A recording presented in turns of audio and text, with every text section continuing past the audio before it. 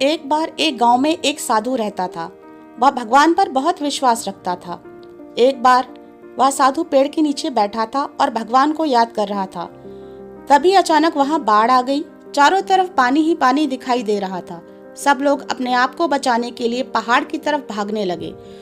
उनमें से एक आदमी ने देखा कि इस हालत में भी साधु जी भगवान की तपस्या कर रहे हैं। उसने सोचा कि यह अपने आप को बचाने के लिए कहीं क्यों नहीं जा रहे हैं। वह साधु के पास गया और बोला, अरे गांव में भीषण बाढ़ आई है, सभी लोग सुरक्षित स्थान पर जा रहे हैं, आप भी हमारे साथ ऊपर पहाड़ की तरफ चलिए, नहीं तो आप डूब जाओगे। साधु बोले, अरे मुझे क्या होगा, मैं भगवान की इतनी तपस्या करता हूँ, मुझे कुछ नहीं हो सकता, मुझे तो भगवान अपने आप आकर बचाएंगे। धीरे धीरे पानी साधु की कमर तक आ गया। अब लोग वहां से नाव लेकर निकलने लगे तो उनमें से एक ने साधु से कहा, अरे पानी आपकी कमर तक आ गया है, आप हमारे साथ चलो, नहीं तो आप डूब जाओगे। साधु ने कहा, नहीं नहीं, भगवान मुझे आकर स्वयं बचाएंगे। और वह नाव वाला भी वहां से निकल गया। कुछ देर बाद पानी इतना बढ़ गया कि साधु के सिर तक आ पहुंचा और अब लोगों को बचाने के लिए हेलीकॉप्टर निकलने लगे। एक हेलीकॉप्टर साधु के पास आया जो कि आखिरी हेलीकॉप्टर था। बचाव कर्मी ने साधु के पास एक रस्सी फेंकी और कहा, इसे पकड़ लो और ऊपर आ जाओ, नहीं तो आप डूब जाओगे। यह आखिरी हेलीकॉप्टर है और आपके पास दूसरा कोई रास्ता नहीं है बचने के लिए।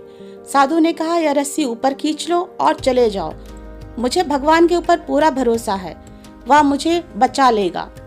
अब पानी काफी ऊपर आ गया था, पेड़ डूब गए और साधु की भी डूबने से मौत हो गई।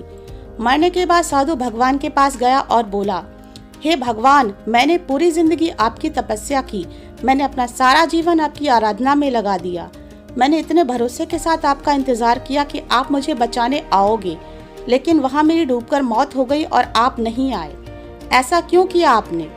भगवान बोले, मूर्ख इंसान, मैं एक बार नहीं 3 बार आया था, वह तीनों बार मैं ही तो था, पहला पैदल, दूसरा नाव के द्वारा और तीसरा हेलीकॉप्टर के द्वारा, लेकिन तुमने मेरा एक भी अवसर पहचान नहीं पाया, तुम पता नहीं किसका इंतजार कर रहे थे। इस कहानी से हमें यह सीख मिलती है कि जिंदगी में ऊपर वाला हमें बहुत से मौके देता रहता है, परंतु हम सब उन मौकों को ठुकराकर पता नहीं किस चीज का इंतजार कर रहे होते हैं कि वह होगा तभी मैं करूँगा, और इस बात पर अड़े रहने से एक वक्त के बाद वह मौका हमारे हाथ से निकल जाता है और हम कुछ नहीं कर पाते।